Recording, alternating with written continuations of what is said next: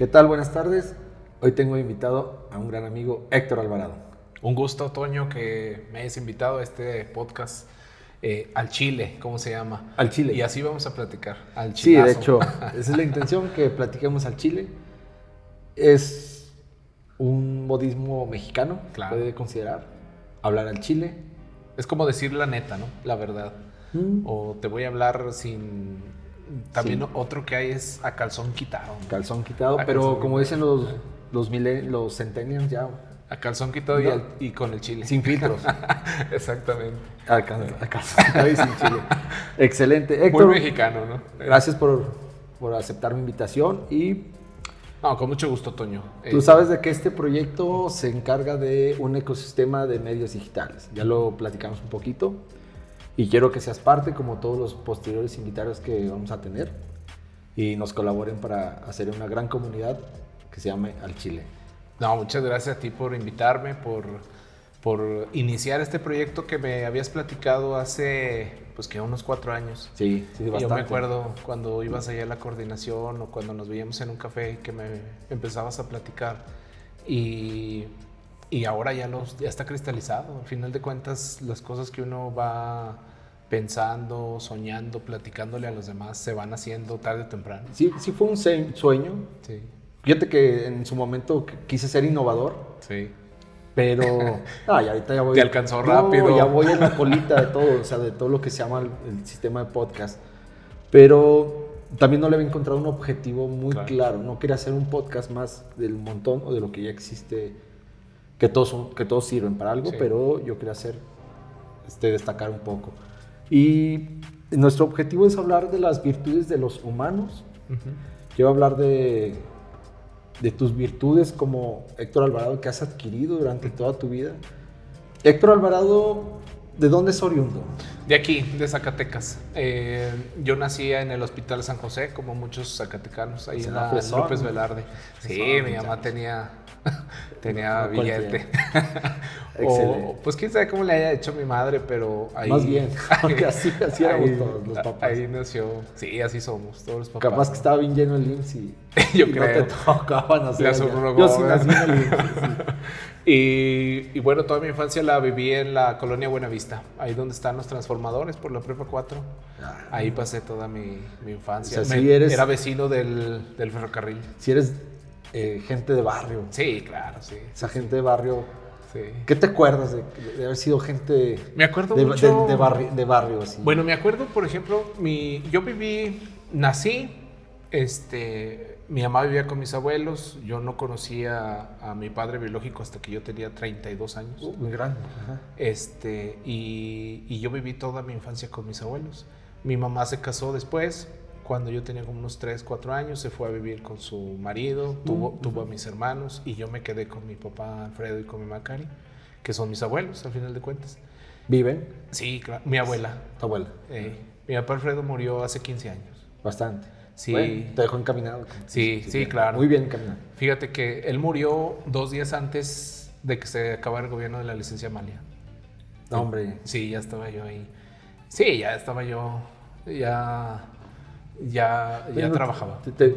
Logró verte un poco realizado, se Sí. puede decir, ¿no? O sea, Sí. muy encaminado, que es el gran sueño de cada padre. Me acuerdo mucho de una plática. Una vez yo ya estaba. Porque hoy me nombran cuando yo tenía como 25 años. Jovencito. Y un día dije, no, yo no puedo con esto. ¿Qué valor de la licencia Amalia?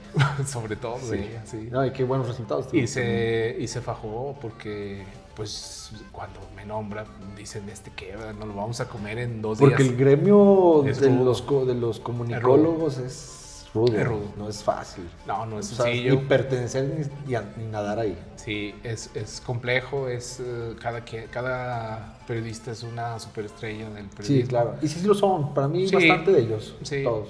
casi todos. Respetables, casi. Todos son respetables, casi todos, exactamente. No todos, pero sí, casi todos. Y yo viví con mis abuelos. Entonces, mi abuelo fue mi gran figura de autoridad, mi figura paterna. Y yo pienso que todo lo que hoy soy, en gran parte, es una imitación de él. ¿Qué es algo que recuerdes que te haya marcado, Y que digas, ahorita es lo que me ha defendido, o sea, por algo lo traigo en la mente. Fíjate que esa plática, bueno, muchas cosas de él. Ajá. Su disciplina, su disfrutar la vida, su manera de tratarme, siempre muy amoroso, muy cariñoso, muy disciplinado también, cuidadoso, pero disciplinado en las cosas que nos iba enseñando. Las que debían de ser. Desde saludar, desde darle un beso antes de dormir, desde avisarle que ya llegaste, avisarle que te ibas, cerrar las puertas, en fin, detalles, ¿verdad? Que ahora yo, por ejemplo, veo a mis hijas y digo, ching, se me están yendo. Es normal, ¿eh? Y es otra cosa. Y con él, pues yo tuve una infancia muy divertida. Era muy creativo en cuanto a ponernos juegos. Por ejemplo, él le gustaba mucho jugar frontenis y nos llevaba a mí y a mis primos. Yo vivía con él, pero mis primos, pues ahí coincidimos. Y por ejemplo, para nadar nos hacía con unas telas azules que él tenía, nos hacía unos como taparrabos y así nos metíamos a nadar. De hecho, pues yo aprendí a nadar en la alberca del Incofides, no en la que hoy conocemos. No sé si te acuerdas que donde está ahora el pabellón de gimnasia y donde está en las canchas de voleibol, ahí había una alberca al aire libre. Ah, cierto, sí. En esas nos enseñamos. Pues, muy bien. Yo no sé cómo, yo a veces digo, híjole, ¿cómo no nos ahogamos? ¿Cómo estamos vivos? Y ahorita platicábamos aquí fuera de micrófonos, ¿cómo estamos vivos después de tantas aventuras? No, y difíciles, o sea, no eran sencillas. Riesgos, vivíamos en riesgos que nunca mis papás supieron ni los tuyos. Exacto. Ni por la vida ni les pasa, ¿eh? Pues fíjate, nosotros nos metíamos a la alberca honda y era un cuadrado. Ajá. Y era nadar de esta punta a esta otra. Y pues nos pudimos haber ahogado. Así nos enseñamos a nadar, mis primos y yo. No, hombre. Y mi abuelo allá jugando frontenis, ni siquiera sabía que estábamos así. ¿Y cursaste tu primaria, secundaria, sí, preparatoria aquí en Zacatecas? Sí, yo tuve varias escuelas en la primaria. Estuve en la Constituyentes, ahí empecé. Okay. La Constituyente está en el Boulevard, donde subes hacia... Frente de Banorte. Ándale, enfrente de Banorte. Ahí... Atrás de lo que era Seapa. Ándale, ahí cierto, mero. ¿no? Estuve en ese kinder y luego me pasaron a esa primaria. Y era así porque mi mamá Cari, que es mi abuela, tenía una tienda en el Boulevard. Entonces era lo más fácil. ¿Y tú solo te ibas? Sí. Salías de escuela y te vas a tu... Ahí a la tienda. Ella tenía una tienda de abarrotes, lonchería, ahí sobre el Boulevard. Entonces yo salía de la primaria y me iba ahí con ella. Y era comerciante ella. Mi abuelo trabajó en el ferrocarril mucho tiempo. ¿Ferrocarril? En los ferrocarriles. Ah, en los ahí trenes. En la estación. No en la ferretería del centro. No. De los amigos Borrego. No. En los ferrocarriles. Ahí en los trenes. Y tenía camionetas de carga liviana. Entonces, por ejemplo, él era el repartidor de todos los camarones, de del cine Acuario, del cine Rex, de las salas 2000. Él llegaba a los cargamentos. Todas las camionetas de carga liviana se acercaban, algunos ya tenían sus rutas, sus clientes. Él tenía 4 camionetas, tenía sus clientes. Y nos íbamos en las tardes a repartir el marisco, los carretes de películas, de todo. ¿Llegaban por tren? ¿Por tren? Órale. Ahora llegan por Amazon. ¿Por Amazon? Sí. Sí. Ahora ya que... No. Impresionante. Llegan un día a otro. O sea, yo compré, platicamos cosas y 24 horas, 48 horas. Acá era por tren. Y luego llegaban y pues a veces estaba en la bodega y luego era ir a repartirlos y yo me iba con él. Era el transportista del grupo Bracho, del grupo Vago. Entonces a veces a las 3 de la mañana, tocaban, ¿no? Y vámonos por el cuarto. Árate, vámonos. Y me acuerdo que Macario decía, no te lo lleves, está muy chiquito. Pues a los 6 años, 7 años. No, decía mi papá, lo que... que se haga hombre. Agradeces esa parte. Sí, claro. Porque te pueden haber robado un poco tu infancia. Pues yo pienso que no. Porque yo pienso que no, porque yo tenía muchos amigos y yo me salía a la calle a jugar. O sea, también la disfrutaste. Sí. Yo agradezco que él me haya tenido tan cercano a él, porque pude ver su vida, su trabajo, su esfuerzo, su disciplina. Pude aprender que la vida cuesta, que Nada regalado. que es verdad que llegaba un chofer y que le daba un fajo de lana, de billetes, pero que no solamente era así de fácil, ¿no? Sino que atrás de eso Hubo años trabajando. años de trabajo y había también un trabajo muy grande de él. Entonces, mi papá fue muy abundante económicamente en un tiempo, y era levantarse y La vida hacía justicia. la vida realmente. hacía justicia, porque trabajaba mucho. Y después pasas a secundaria. Sí, bueno, en la primaria estuve en la ¿desde la Constituyentes, Constituyentes? luego estuve en la Felipe Berriozábal, Ajá. acá en Fobiste, y luego Muy me lejos. fui a sí, me trajeron hasta acá, no me acuerdo ni por qué. Ahí estuve en cuarto año y luego me llevaron quinto y sexto a la Benito Juárez. Pero yo pasé mi vida jugando fútbol y básquetbol. Toda mi Sí, infancia. se practicaba ese deporte. Y en la calle, pues al chinchilaguas, obviamente al fútbol con piedras. Ajá. Y porterías de piedra. Porterías de ¿no? piedra. Los Y, stacks, sí. y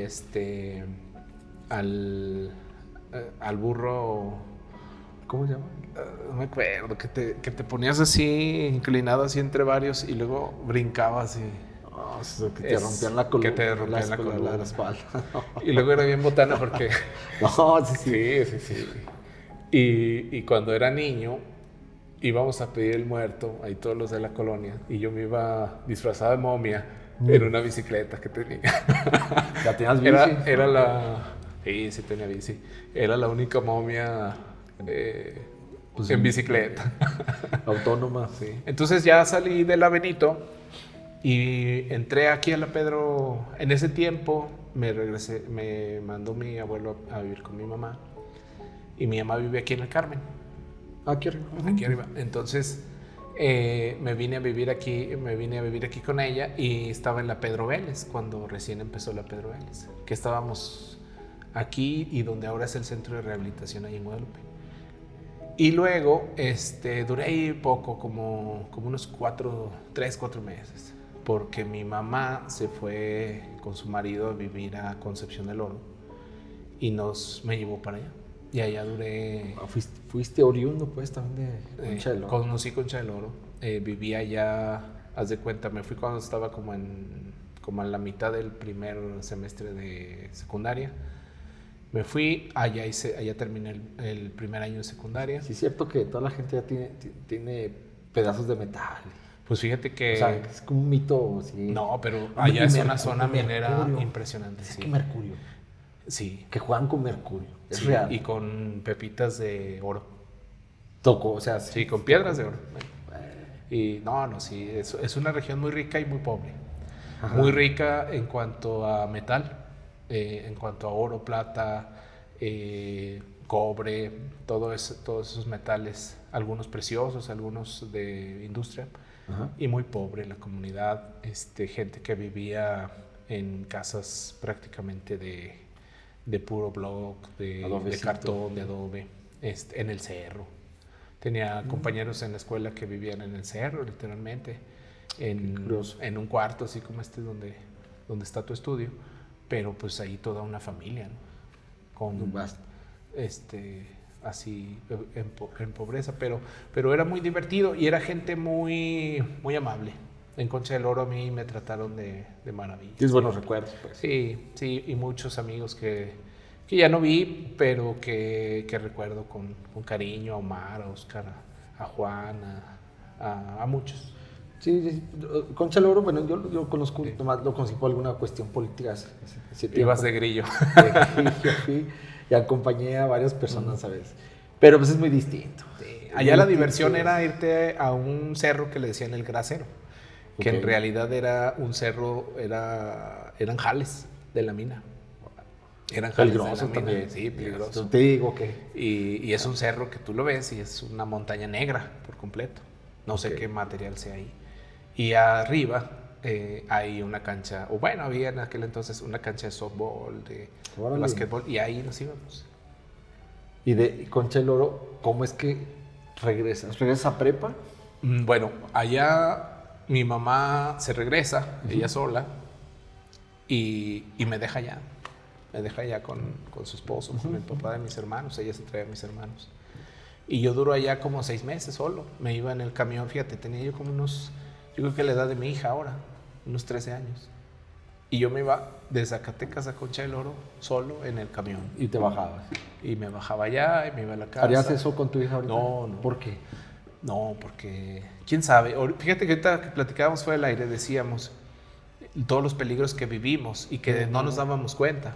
Y muchos los vivimos en la soledad, es decir, caminando nosotros solos o con nuestros amigos o nuestros primos. Y decías una frase que ahorita me hizo reflexionar. Dijiste, yo creo que mis hijas ni siquiera saben cruzar la calle. Y yo creo que las mías están igual. Es difícil, ¿no? Me he Porque, tanteado y sí, no. Sí, no. Pero es más por miedo nuestro, a lo mejor. ¿Quién sabe? Yo no, porque tienes tu casa ahí en La Cantera, ahí en Zacatecas. Es un fraccionamiento privado, sales a la caseta y de la caseta a la escuela de mis hijas son como unos 300 metros. Todas las días las llevo en la camioneta, en el coche. O sea, híjole, es imposible. No se pueden regresar solas. No, tengo que ir por ellas. No, es que ha cambiado yo tanto Por miedo mío. Pero también ha cambiado Sí. Pues el respeto y los valores ciudadanos. Sí, la interacción humana. La interacción la gente es muy rara. como persona. Y es peligroso. Sí. Ahora, por ejemplo, lees las noticias y asesinaron a fulano, secuestraron a sultano. Situaciones de niñas que van a la tienda por un kilo de tortillas y ya nunca regresan. A mí en el gobierno me tocó casos de feminicidios, por ejemplo, en el gobierno del licenciado Tello, de feminicidios de niñas o de jovencitas que iban de su casa a agarrar el camión. Y ahí quedaron porque las agarraron, las asesinaron. Y no era o sea, no era una situación compleja en la luz de día, no era en la madrugada, eran cuestiones en la mañana, cotidianas. Con gente. Eso es lo que está mal ahorita. Entonces, ya pasan esos 6 meses que estoy yo allá solo y luego ya me regreso y aquí estuve en la técnica 1. A un lado del Iztazac. No, ahí en el Boulevard, donde están ahorita construyendo. El hospital del Iste. Ándale, a un lado del hospital. Y ahí fue segundo de o sea, era ruda, tercero. ¿no? Esa secundaria sí era, sí. No era fácil, ¿eh? No. O sea, la banda que estaba ahí sí. Me tocó con muchos compañeros, por ejemplo, con Ray Cárdenas, con Jesús Puente. Pues puro fresa. Sí, hombre. El Ray era fresón. Él también estuvo conmigo en la primaria. Mi amigo Ray. Ahora anda de empresario de medios. Y ahí me gustaba mucho el básquetbol. Jugábamos básquetbol. Y ya empezabas con agarrar la mano a alguna niña. Desde la secundaria. Sí. Es que no se vale. pero lo hacíamos. O sea, no se vale porque ya estamos igual. Sí, ahora pienso en eso. ¿A poco ahorita se puede? No, ya no se puede. O las tardeadillas que te organizaban ahí en el gimnasio. Pero casi era jugar básquetbol. Era eso, era estudiar. Era, pues, cuando mucho, así muy... ¿Trabajaste en la secundaria? Sí, yo trabajé desde que tengo 9 años. Ok. Mi papá, Alfredo, cuando me refiero a mi papá, es en realidad mi abuelo, pero es mi papá. Sí. Me mandó con mi tío Abelardo. Mi tío Abelardo es ingeniero mecánico y tiene todavía. Ahora fabrica muebles y esas cosas, y así son más fifí. Pero antes era un taller de arreglo de refrigeradores, lavadoras, todo lo que era electrodoméstico. Y desde los 9 años yo me fui a trabajar con él. Pero pues esos electrodomésticos eran para toda la vida. Sí, ahora se descompone, lo tiras y compras uno nuevo. Así, ha cambiado mucho la vida. Trabajabas ahí y después te vas a prepa. Me voy a prepa en Cobáez. Es buena. Aquí al Pedro Coronel. Y también yo no recuerdo una sola vez que me hayan llevado a la escuela. No, había un camión que pasaba, un amarillo. Un amarillo. Y vivía ya acá en el Carmen. Ya vivía acá con mi mamá. Desde que regresé de Concha del Oro me vine a vivir acá con mi mamá. Estabas muy cerca de la... Estábamos cerca, pero pues la Pedro Coronel es larga. Era un lote baldío. Nada más estaba el Tecnológico de Monterrey y hasta el Cobaes era lote baldío. No había nada. Nada, no estaba todo lo que hoy conocemos, restaurantes, cafés, farmacias, la auditoría, no había nada, era un lote baldío. Entonces, pues, cerro. Y ahí pues era muy amigo de Rodolfo Leaños, del Rojo. Ajá. No sé si lo conoces o te acuerdas de él. Y el que nos llevaba era su papá. Nos llevaba a la escuela y ya nos veníamos en la tarde caminando. Sí, no, pues, ¿trabajaste ahí también, me supongo? ¿O ahí, igual estás con tu tío Abelardo? Estaba con mi tío Abelardo y sabes que tenía un puesto de elotes en La Encantada. Sí, vendí elotes en La Encantada todos los domingos porque mi mamá Cari, mi abuela, sí, toda su vida fue comerciante hasta que ya yo pensé que se aburrió. Tenía un local de los localitos que hay en La Encantada, de las casitas. Ok. Sí, todos están. Ella tenía uno y rentaba el local y yo al lado, afuera, puse los fines de semana un puesto de lotes y ese era mi trabajo. ¿Y sí Sí. ¿Todavía? ¿O ya? Sí, todavía sé escogerlos. Sí te discutes con los de la Avenida Guerrero. Fíjate que ahí nacieron los de la Guerrero, en ese entonces. Pero estás hablando del año del 97, 98. Aquellos años, de 1997, 98. Y yo, por ejemplo, tenía un Datsun 72 que me dio mi papá. Y en ese acarreaba los elotes y trabajábamos ahí. Y ya, poco a poco se fue cayendo las ventas, hasta que... ¿Te desencantó? Me desencantó. Sí. Y luego entré a la Universidad Autónoma de Durango. Y ahí empezó... ¿Ya existía la Universidad de Durango? Empezó cuando yo... ¿En 2000? En el 2000. Bueno, yo salí... ¿Y qué carrera fue la que...? Comunicación. Estudié ciencias y técnicas. ¿Y eres de la primera generación? De la segunda. ¿Te tocó la rectora igual Mónica Ley. Me tocó primero Alejandro Carmona, ¿no? Alejandro Carmona. A mí también me tocó Alejandro Carmona. ¿Tú también? ¿Tú eres de qué? ¿De la primera? Ay, no sé. ¿Tú dónde empezaste? Allá por... Hasta allá. Ajá, por el Mercado Bastos. Pero no, me tocó que acaba de salir Alejandro y acaba de entrar. Bueno, a mí me tocó... Estaba Alejandro y como al medio semestre, cuando estábamos en primero. Cuando estaban construyendo el nuevo edificio, sí. Pues. Allá me tocó a mí, nunca me tocó acá en la Avenida Universidad. Allá nos tocó. Y era irte del Carmen, agarrar 2 camiones para llegar hasta allá.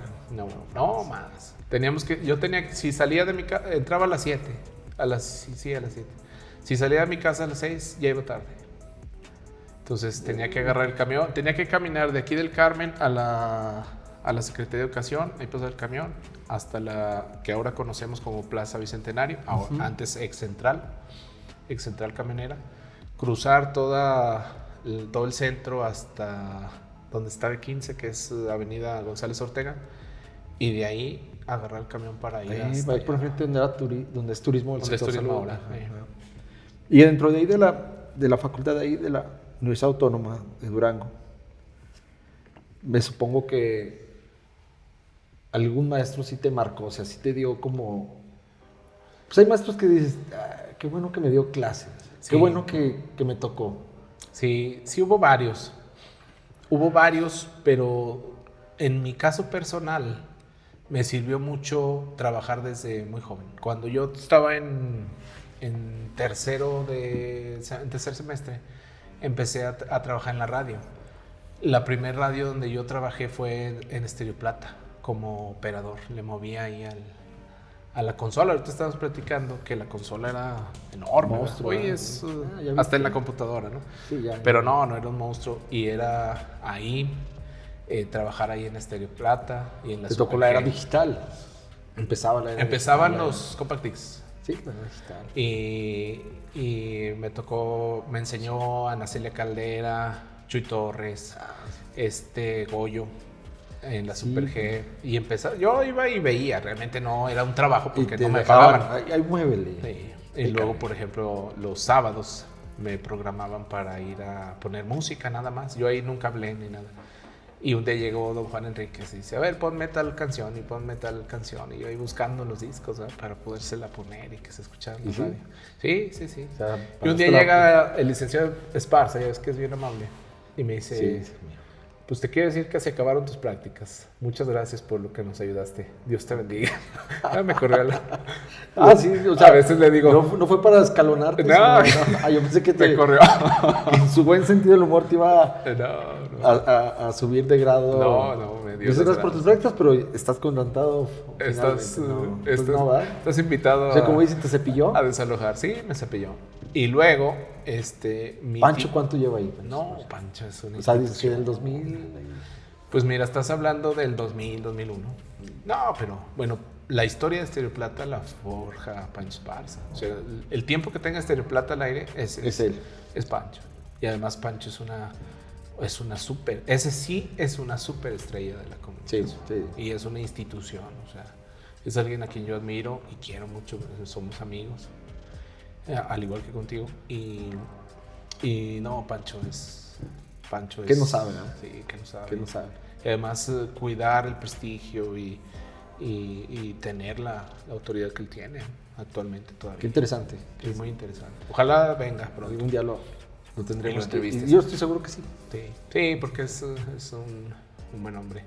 Y ya me cepillan. Y mi tía, y yo hacía... A mí me gustó mucho la comunicación siempre. Yo estudié comunicación porque de niño uno de mis juegos era entrevistar a mis tías. Ellas estaban solteras, estaban ahí con mi papá Alfredo y se ponían a bailar y cantaban, todas despechadas ahí, todas.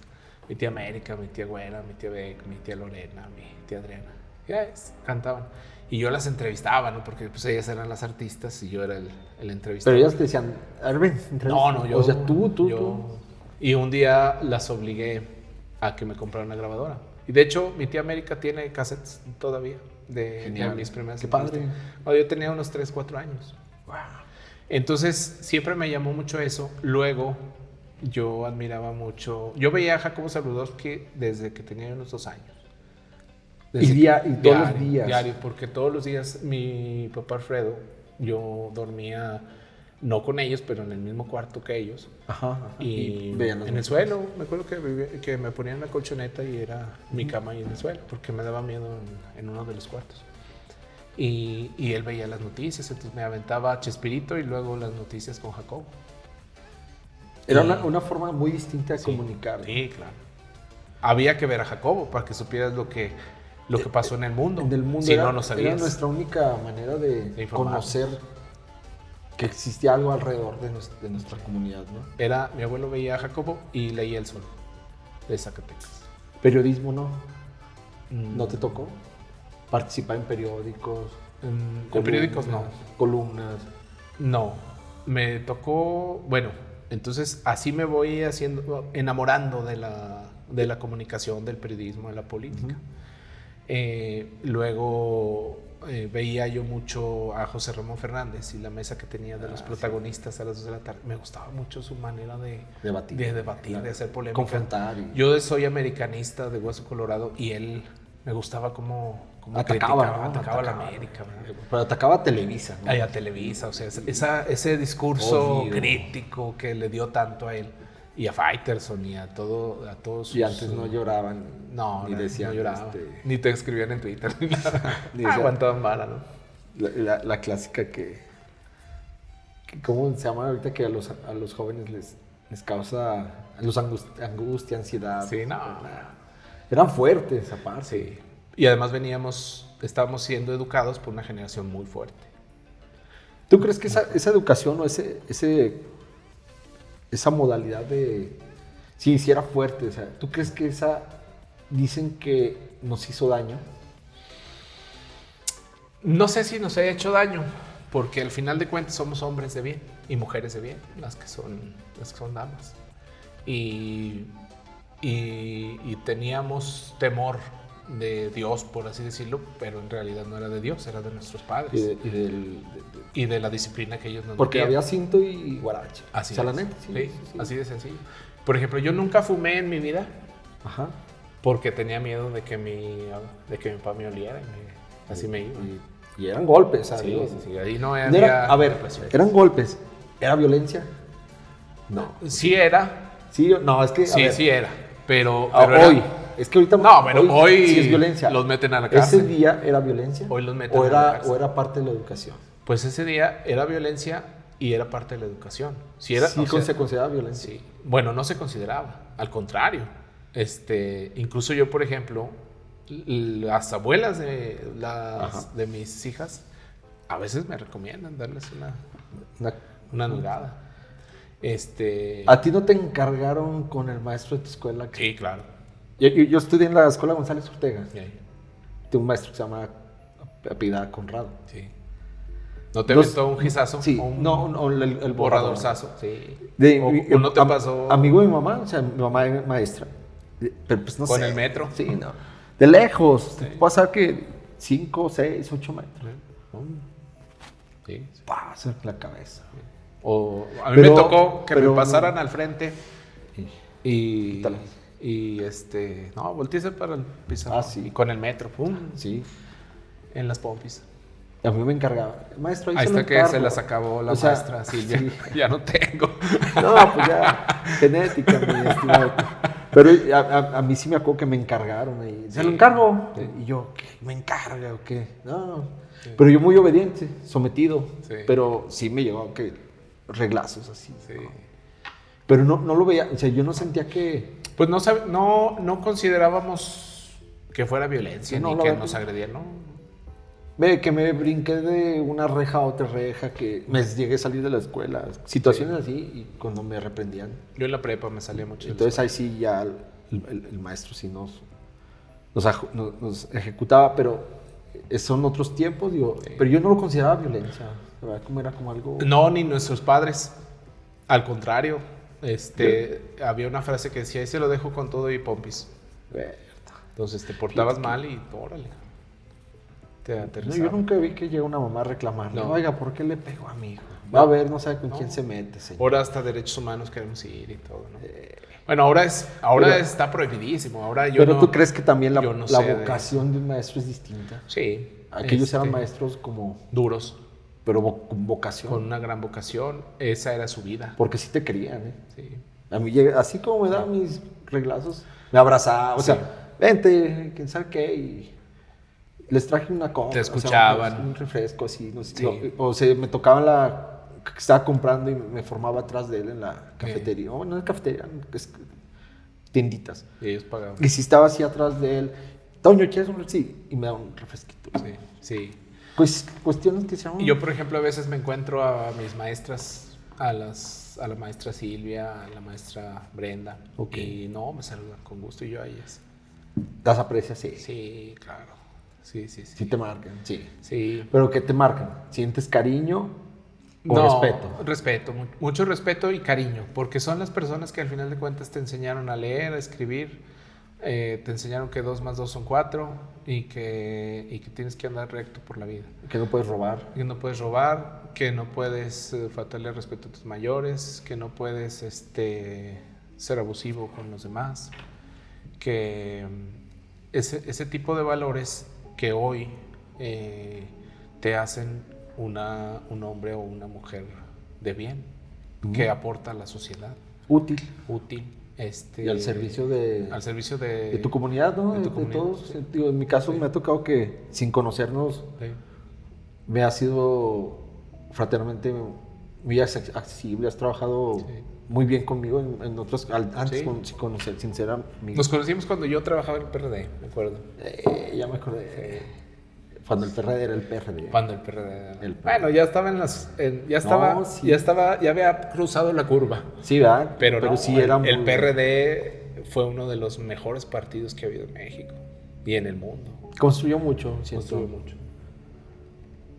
Pero ¿Fue una oposición congruente? Sí. ¿Qué? El PRD. Oposición congruente. En un tiempo sí. Después no. El PRD se derrumba a partir del 2010 más o menos.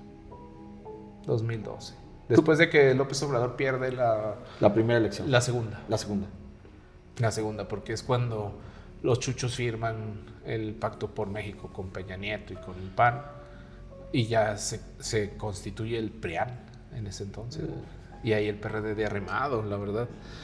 Y ahí empieza un proceso en diciembre del 2012, un proceso que concluye en la elección del año pasado, un proceso de 12 años, donde el PRD dejó de ser el super partido a un partidito y ahora ya perdió el registro. Ya porque no. abandonó sus causas. Pero mira, al PRD, Causas, famosas causas. a don Eberto Castillo, a Porfirio Muñoz Ledo, Cuauhtémoc Cárdenas, al propio López Obrador, a la licenciada Amalia, obviamente, a doña Ifigenia, a un tiempo de Rosario Robles incluso. Un tiempo, no siempre. Sí, pero un tiempo. sí recuerdo cuando ella fue dirigente. ¿A quién más? Pablo Gómez. Pablo Gómez, don Pablo Gómez. Yo estoy afiliado al PRD. Sí, cuando claro. Pablo Gómez me dio mi creencia. Por eso me acuerdo que existía Pablo. Pablo Gómez, ¿quién más estaba?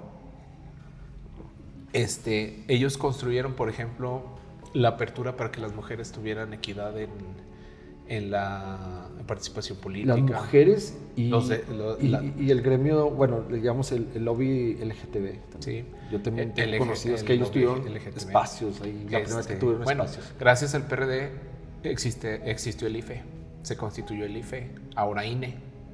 Gracias al PRD y a las luchas que dio esa generación donde estuvo Son pensadores doctrinarios. Son gente de izquierda.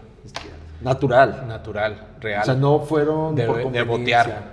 votear. Sí. No, porque pues el PRD en ese entonces, pues, si les iba bien, tenían 5 diputados. Si les iba bien, ¿no? Entonces, y el PRD nace a raíz del fraude de 1988. Ahí empieza. Cuando todos los partidos de izquierda se suman a constituir el PRD. Raimundo Cárdenas, por ejemplo, papá. En lo local. Hicieron el IFE, la Comisión Nacional de Derechos Humanos, que hubiera elecciones verdaderas, limpias, que hubiera la participación política de la mujer, la participación política de los jóvenes. También había cuota joven. También, recuerdo cuota joven, la cuota de mujer, cuota muchos joven, amigos cuota que LGTB. son mis amigos en este momento que llegaron a ser jóvenes. Que algún día fueron jóvenes. Ya están. Y ahorita traen bastón. Oye, y ahorita son cuota de la tercera edad. Traen bastón. Héctor, y cuando estás acabando la universidad, después del radio, ¿cuál fue tu primer trabajo? ¿Dónde fue donde ya te remuneraron que dijeras, estoy en la nómina? En Sonido Estrella. Salgo de... O sea, nómina. Sí. Prestaciones. No, bueno. Entonces, en el ISTESAC cuando okay. me invitó Víctor Infante. Ahí es tu primer. Sí. Ya con nómina y prestaciones fue en el 2007, cuando, haz de cuenta, yo salgo de Estéreo Plata. 2007. Yo salgo de Estéreo Plata como en el 2002, en el 2001. Con Cepillo Pancho. Cuando me cepillo Pancho. Y luego no me invitan, mi tía Lorena habla con Carmen Jaques.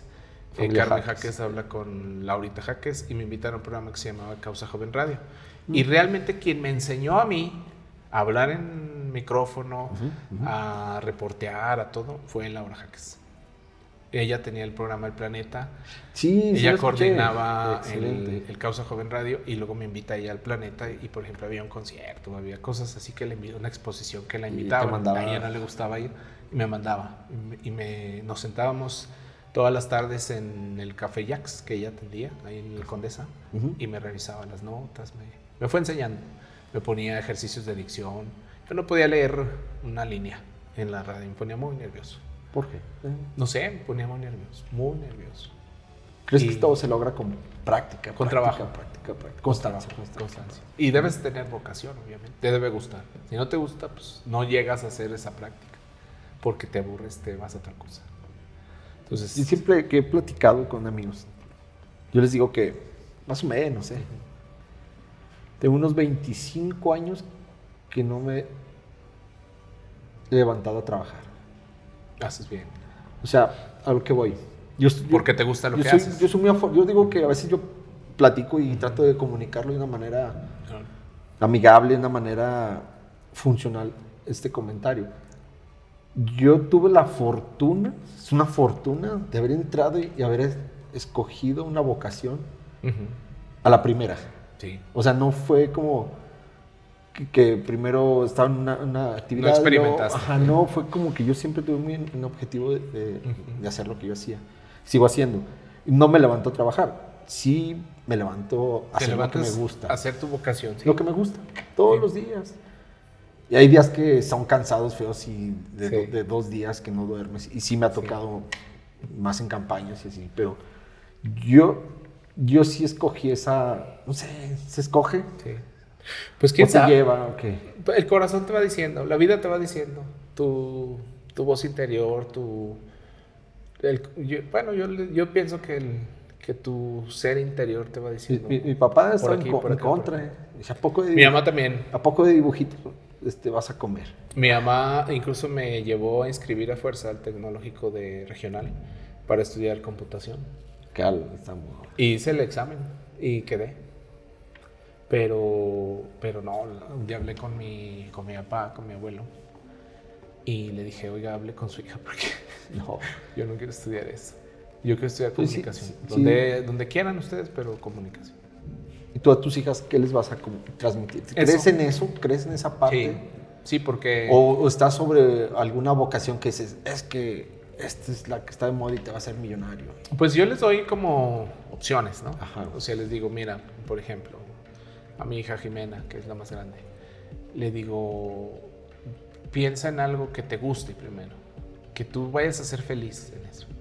Uh-huh. Y luego, fíjate que, por ejemplo, a ella le gusta mucho la gastronomía. Uh-huh. Y le gusta hacer repostería y todo. Entonces le digo, fíjate algo que puedas estudiar, que te dé las herramientas y que te dé lo necesario para que tú puedas hacer algo que te gusta y que seas exitosa. Y el dinero viene como por añadidura. Por añadidura. No se trata de buscar el dinero, sino se trata de hacer lo que más te gusta y el dinero te va cayendo. Bueno, a mí me ha pasado así, gracias a Dios. Y, por ejemplo, a veces me preguntan, ¿y a poco el Fito te paga mucho? No, realmente volví a los medios porque yo necesitaba los medios para sanarme de lo que me pasó en la vida. Sí, claro. Y los medios, hablar con Paco ahora, venir aquí a entrevistas contigo, hacer el programa los martes, es una terapia para mí. O sea, es regalarme... ¿Funciona? ¿Es algo...? Sí. Es como... ¿Crees en en que el humano tiene esa capacidad de autosanarse? Sí, y los medios, los medios y la natación me han ayudado a sanar. ¿Y crees que es parte que se llame... ¿Crees en esa parte que le llaman el amor propio? ¿Lo entiendes de esa manera? No. Yo no como el amor propio, sino como darte un regalo de algo que te gusta mucho. Tus herramientas. De algo que te nace del corazón, de algo que harías aunque tuvieras que pagar por hacerlo. Sí, yo también, bueno, mi carrera fue diseño gráfico. Sí. Y te ha ido súper bien. Pero en mi caso, fíjate cómo era, en mi cultura, cuando yo inicié, pues fue fabuloso porque no había diseñadores en Zacatecas, eran muy pocos, y con la capacidad de plasmarlo en impresos. Uh-huh. Solamente había 2 reconocidos, el buen Jaime Pastor, que en paz descansa, y el que fue mi maestro Héctor Salazar, que es pintor en este momento. Sí. Chiquis, buen Chiquis. Saludos, mi Héctor. Sí, lo conozco. Él me enseñó a diseñar a mano. En una Mac, en la primera generación de las Macs. Ilustrador versión 1. Bueno, monocromático. Sí. O sea, sigue. Sí. Y gracias a él le encontré el amor a esto. Pero por circunstancias nos topamos en el gobierno de Ricardo Monreal, que no existía el área de imagen. De imagen no existía. No, mi jefe era Miguel Rivera. Sí, de comunicación social. Pero yo entré ahí como así como tú, ¿no? Prácticas. Sí.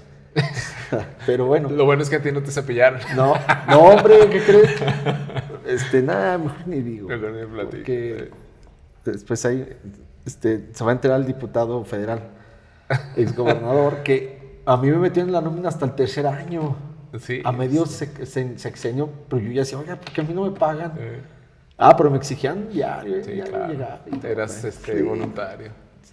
Y pues ya hay mencillo, ¿no? Pero pues ya. Bueno, entonces yo desde que emprendí lo del diseño, o sea, yo entré a la carrera ya diseñando, Sí, te pasó un poco como a mí. O sea, yo estaba en la carrera y trabajaba en Estéreo Plata primero y luego en Sonido Estrella. Por ejemplo, yo estuve en Sonido Estrella desde que toda mi carrera estuve en Sonido Estrella. Y luego me fui al área de noticias. Uh-huh. En el 2001 más o menos empecé en el área de noticias de Sonido Estrella. Y luego en el 2000, yo salí de la escuela en el 2005. En el 2006 ya tuve yo un noticiero donde yo era el titular. Fuiste muy Tenía pronto a la 24 coordinación a los 25 años. Y luego comunicación social, se termina el 2006 y se cortan todos los programas, porque ahí en Sonido Estrella tienen como la tradición de que en la primera quincena de diciembre se quitan todos los programas y ya no regresas hasta que regresas, o ya no regresas, hacen como un corte. Entonces cuando yo regreso en 2007 con Jesús Jaques, me dice que no, que no le gusta mi programa. Dije, ¿cómo no te gusta? Pues es el programa más escuchado, más exitoso, donde salen las primicias, donde... ¿Tú alguna vez en ese momento visualizaste el streaming, el internet, el tiempo después? El podcast, bueno, no es podcast, la comunicación digital desde cualquier trinchera como en este momento. Tiempo después, cuando empezó a aparecer las páginas web. Bueno, pues ya en ese tiempo había páginas web.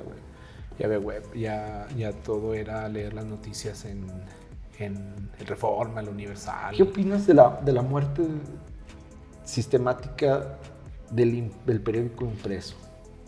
En dos, déjate pregunto, en dos líneas. En la ecológica y en la que es histórica. O sea, me refiero a histórico como ya no como algo cotidiano, sino como algo que debe existir por cultura. No sé, como... Bueno, el periódico o el diario no va a desaparecer. Se va a trasladar a lo digital. Más bien, ya está en lo digital. Emigró, pues. Lo que va a desaparecer es el papel, el imprimirlo en un papel. ¿Por qué? Por lo que tú dices, por los gastos, porque se va a volver se ha vuelto muy, muy caro poder imprimir carísimo.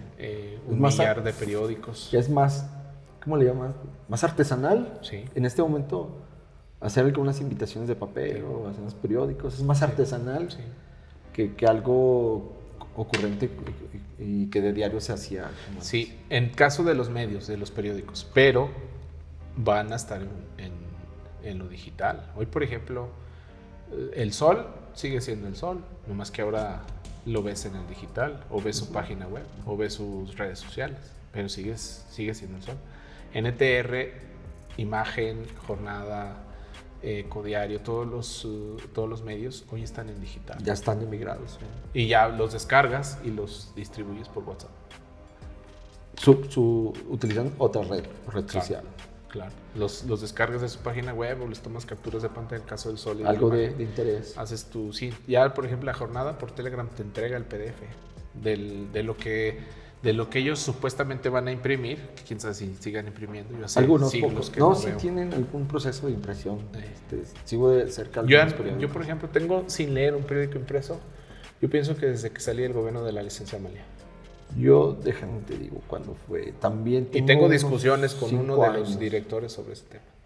Que él dice que el papel, que el Yo sé quién es. Gerardo. Lo respeto y lo quiero mucho. Es Gerardo, ¿no? Sí, Gerardo Gaviria. Es el que defiende el papel. Lo defiende. Bastante. Lo defiende con un... Y me da gusto. Sí, y es importante que lo haga porque también forma parte de eso de nuestra historia. De su historia y de él y de la historia de él. Y de los medios. De la comunicación. De la comunicación. Y qué bueno que lo haga. Yo no coincido con él, bueno, pero es valioso su defensa. Y sí, de me agrada. De hecho, de que no dejen de imprimir y que traiga su periódico. Ajá. Y sabes, tiene un muy buen ejemplo de las papayas, ¿no? Todo el mundo se lo sabe. Saluda al buen Gerardo. ¿Cómo ves? Y luego sigues, viendo tu trabajo, sigues en... Bueno, termina el 2006, me voy de vacaciones, regreso, Jaques ya no me quiso. Ya no te quiso ahí. En su radio, porque no le gustó. No, más bien él quería que yo hiciera un programa como el de Gustavo Goitia.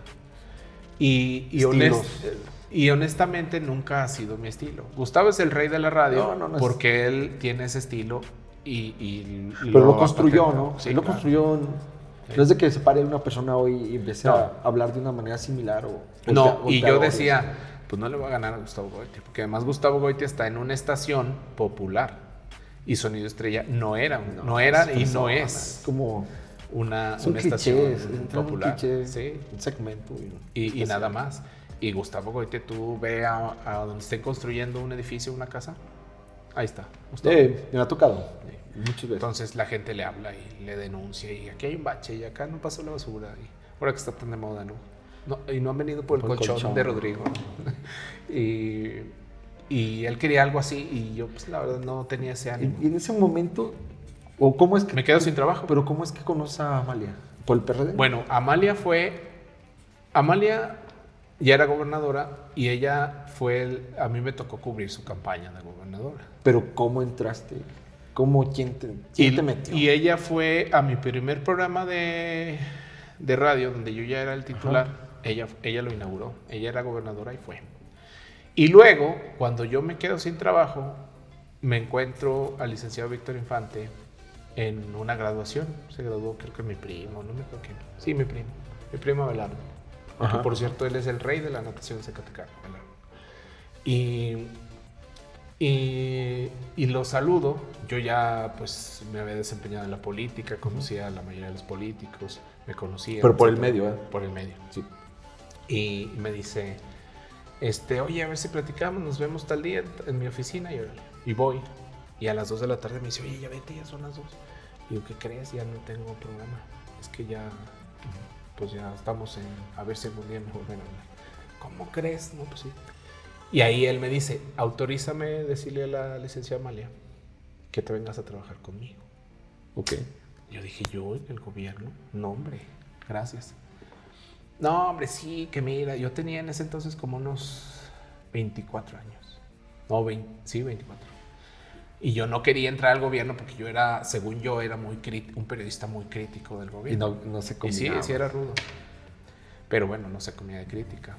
Mi mamá ya se había divorciado, ya mis hermanos estaban adolescentes. Lo que yo ganaba, lo poco que yo ganaba en la radio, pues aportaba a la casa. Y llegó un momento en que mi mamá me dijo, oye, pues ya no estás estudiando, ya ponte a trabajar. Y entonces le digo, me habla Víctor en esos días. Me dice, a ver, ¿qué decidiste? ¿Sí o no? Dije, bueno, mañana voy y hablo contigo. Y entro yo, haz de cuenta, el día que hablé con Víctor, salgo de la oficina de Víctor y me habla Rafa Medina. Y me dice Rafa Medina, el secretario particular de Amalia, dice la gobernadora que en lo que consigue algo mejor para usted, entre con Víctor. Y ahí la esperé un tiempo. Ok. Pero yo seguía pues qué suerte, en mi afán de no, ¿verdad? Entonces, ya cuando se aprieta todo económicamente en mi casa, mi mamá sí me dice, oye, toma ya una decisión, o sea... Todo circunstancial. Sí. Entonces ya voy y hablo con Víctor y ese día me integró al Listezaca. Y eso fue en enero del 2007. A finales de enero, Víctor presenta su informe ahí mismo en el Listezaca, va a la gobernadora, yo me acerco, le doy las gracias por el trabajo. Claro. Le digo, es que ahora estoy trabajando aquí. Me dijo, sí, ya sé. Me dijo, prepárese porque lo voy a necesitar más adelante. Qué ángel, ¿eh? Surgen me meto al internet. Yo pues en realidad en el Listezaca no hacía gran cosa. Y encuentro unos diplomados en el ITAM. Le digo, oye, Víctor, a mí me gustaría estudiar estos diplomados que eran en marketing político y en marketing electoral. Me dice, pues tú ya sabes que hay que consultarlo con la jefa y lo que ella decida. Bueno, le manda una tarjeta. Víctor todavía hacía tarjetas manuscritas. Sí. Se la manda y me habla a los 2-3 días Rafa Medina. Oiga, la gobernadora autoriza que se vaya a estudiar al ITAM. Y ya, oye, Víctor, me acaban de hablar y eso. Me inscribo y me mandaban cada 8 días al ITAM. Entonces empecé a estudiar al ITAM por más o menos en marzo. Pasa marzo, abril, mayo. Cae Silvia Montes, es decir, Silvia Montes era la coordinadora. Sí. Renuncia Silvia Montes. Y ahí es donde yo digo, es muy grande yo mero. Muy grande el zapato. Bueno, yo mero. Entonces hablo con Víctor y oye, Víctor, y esto. Van a poner a Nacho Valenzuela. Sí. Wow. Y Nacho Valenzuela a los 14 días lo quitan. Lo despiden. Por las circunstancias que hayan sido. Sí. O él renuncia, no, creo que él renuncia. Entonces vuelve a quedar a Cefala, Comunicación Social. Y la licenciada Amalia, ya llevaba de coordinadores al profe Ibarra, a Silvia Montes, a Nacho Valenzuela. O sea, no había más. No había, ellos eran las 3 estrellas que había en ese momento. Para un sexenio completo, ¿eh? para O sea, un digo, sí te daban. Y para largo. apenas llevaba ella 2 años de gobierno. Y ya llevaba 3. Entonces, pues un poquito como que su solución fue que Víctor se haga cargo. Entonces, que sea alguien que Víctor pueda... Sus confianzas, ¿verdad? Que sea sus confianzas. Y Víctor nos propone a mí y a Rosy Quiñones. Y ahí la licenciada dice, Héctor. Entonces, Fíjate que. me pone a mí. Qué Y a Rosy chistoso, Quiñones de mi segunda. Porque la señora Amalia siempre apostó por la mujer en todos los puestos, en todo lo que yo conocí. Y me acuerdo que cuando me habla el licenciado Rafa Medina, me dice que vaya y se encargue de comunicación social por un mes. Y le digo, ¿por un mes? Bueno, al mes estaba en medio de la elección aquella de David Monreal en Fresnillo, de Cuauhtémoc La que yo Cárdenas. gané con Cote. Ándale, esa. Ahí me hice famoso. Qué monstruito hiciste. Y no, fue una gran experiencia. Sí, claro. Bueno, ganan. Y yo pues mando mi renuncia, ¿verdad? Y pidiendo que me regresaran listas. No, me habla y me puso una regañada. Me dijo, oiga, usted no está consciente de la oportunidad que tiene frente a sí. Y le dije, señora, es que usted me dijo que un mes. Dijo, no, usted es coordinador de comunicación social. Gobernadora, pero pues ni nombramiento tengo. Usted no necesita nombramiento. Usted tiene todo mi respaldo. Póngase a trabajar, me dijo. Y terminé el gobierno con ella. Sí. Y bueno, ahora sigo siendo parte de su equipo. Sí, me consta que... Sí. Voy a cumplir trabajando con ella en el 2027, si Dios quiere. 20 años. Wow. Con ella. Obviamente... Es fácil trabajar con la gobernadora. Era difícil en ese momento, porque yo era muy joven. ¿Ahorita es tu amiga, se puede decir? Sí, hay vínculos. Somos grandes amigos. Cuando viene, vamos a desayunar con alguien. Y es difícil trabajar con ella. Digo, no... Ahora es más sencillo. En el gobierno era muy difícil. Puntualizado. Porque ella es muy exigente. Y ella es muy cuidadosa del detalle. Okay. El detalle. Pero eso me formó a mí.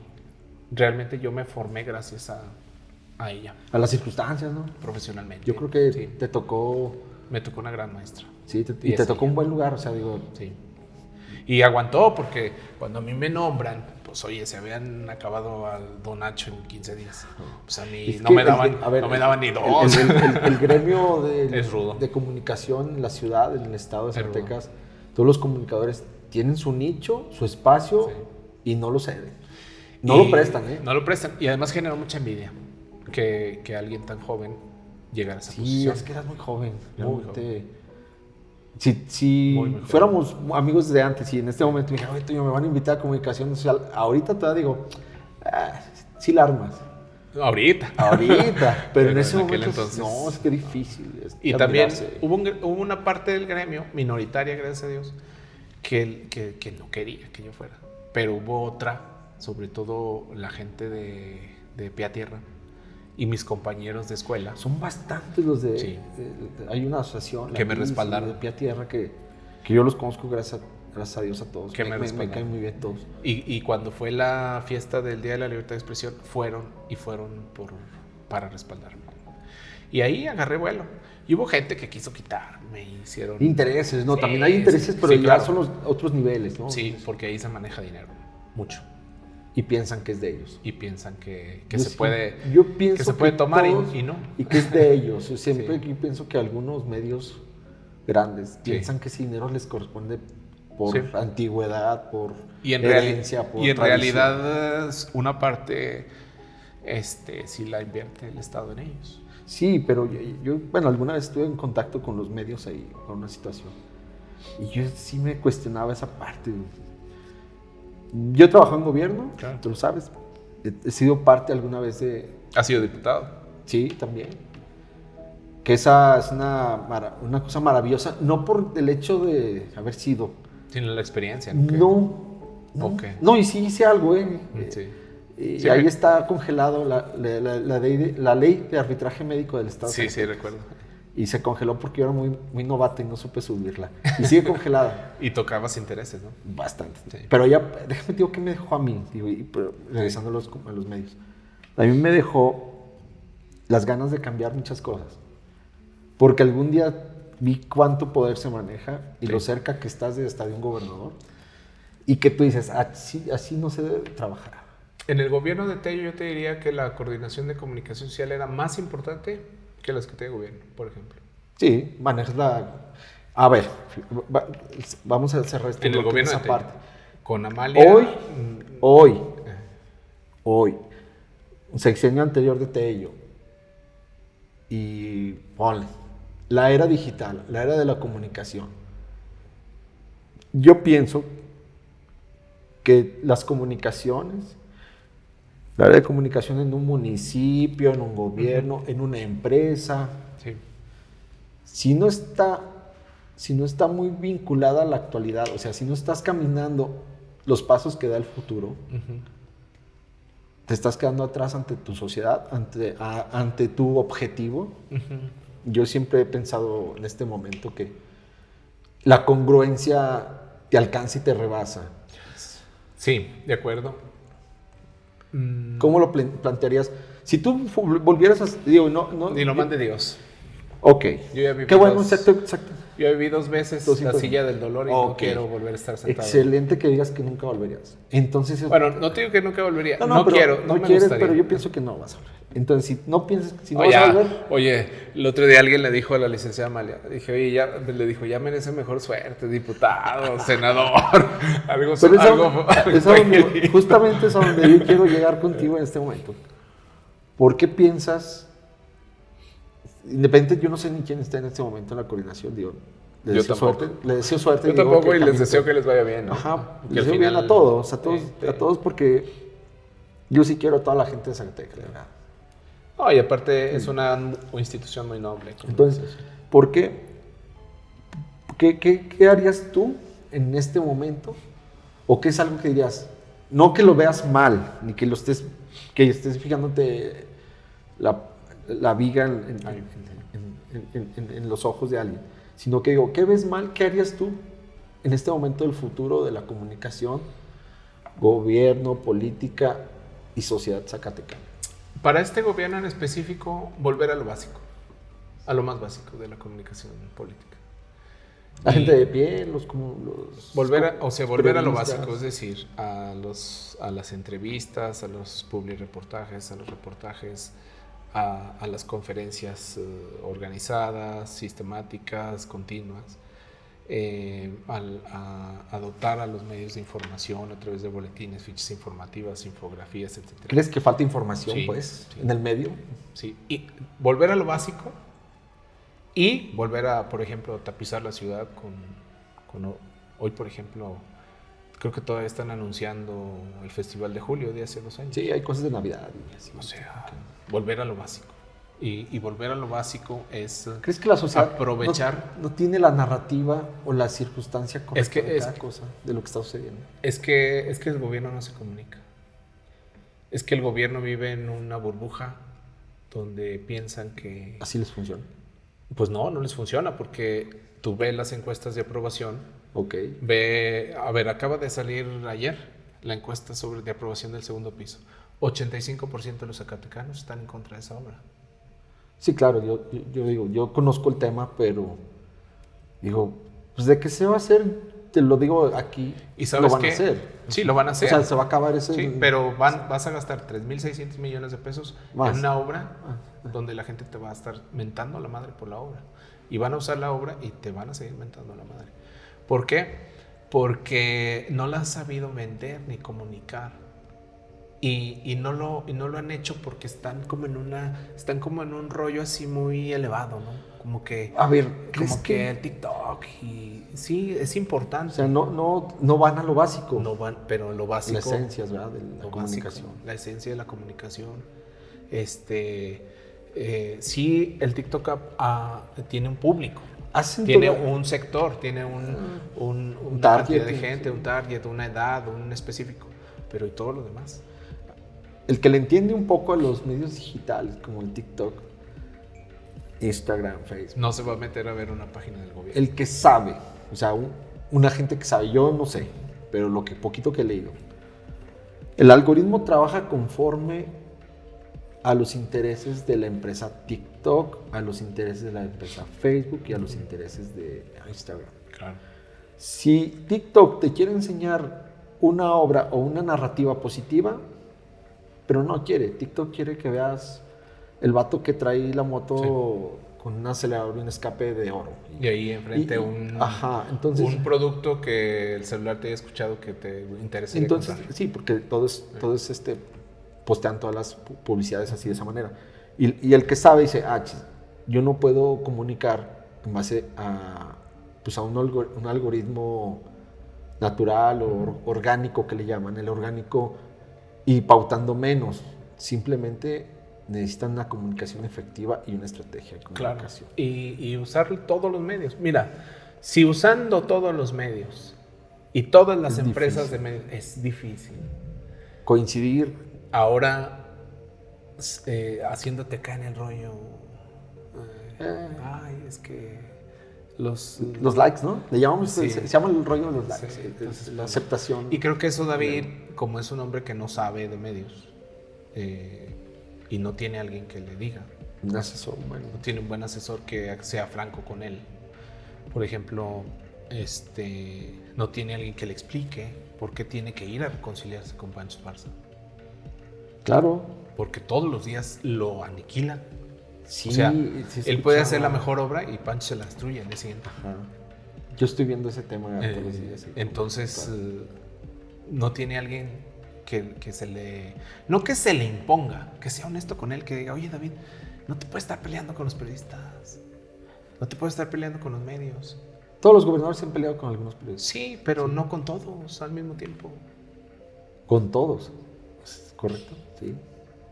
Entonces, alguien alguien primero que le diga, que le explique cómo funciona el ecosistema mediático.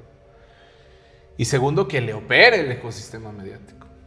Porque el gobernador, y no es su trabajo irse a sentar con todos los medios, a lo mejor platicar con todos, pero no diario. Yo recuerdo que un gobernador para eso se ocupa alguien hacía giras, y en las giras subía a la mitad de los periodistas en una camioneta. Ricardo. Bueno, que hable con Ricardo. Y se iba con ellos. Que Ricardo le dé unas clases. Se iba con ellos. Es que yo lo acompañé. O sea, yo trabajé con él los últimos 3 años de sexenio. Se subía a la camioneta, platicaba con ellos todo el camino, los escuchaba. Había comidas. Claro, con periodistas. Y ya se desaparecía hacia gira. Y luego otra gira, otro tanto, y tiene un contacto cercano. Fíjate, David tiene ahí en su casa a uno de los máximos, a uno de los políticos que son súper expertos en manejar medios. Pero no le pregunta. O Ricardo no le dice. Es muy bueno, ¿sabe? Pero ¿Tú por qué? La pregunta del millón. ¿Te enamoraste de la política? Del binomio política-medios.